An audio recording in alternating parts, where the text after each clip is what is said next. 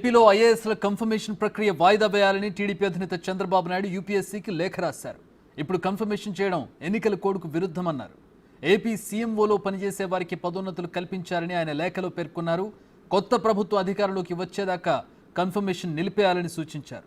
Confirmation జాబితాలో పారదర్శకత లేదన్న చంద్రబాబు జాబితాను పునఃపరిశీలించాలని కోరారు.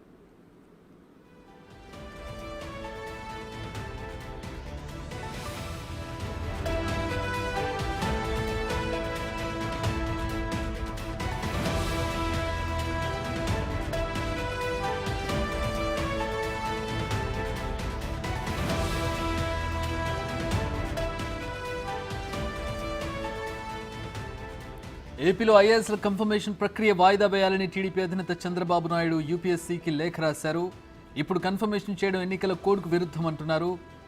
పనిచేసే వారికి పదోన్నతులు కల్పించారని ఆయన లేఖలో పేర్కొన్నారు. ప్రస్తుతం ఏపీ సీఎంఓలో పనిచేసే వారికి ఈ పదోన్నతులు కల్పించారని ఆయన ఆరోపిస్తున్నారు. కొత్త ప్రభుత్వ అధికారంలోకి వచ్చేదాకా కన్ఫర్మేషన్ నిలిపేయాలని సూచించారు. కన్ఫర్మేషన్ జాబితాలో పారదర్శకత లేదన్నారు చంద్రబాబు.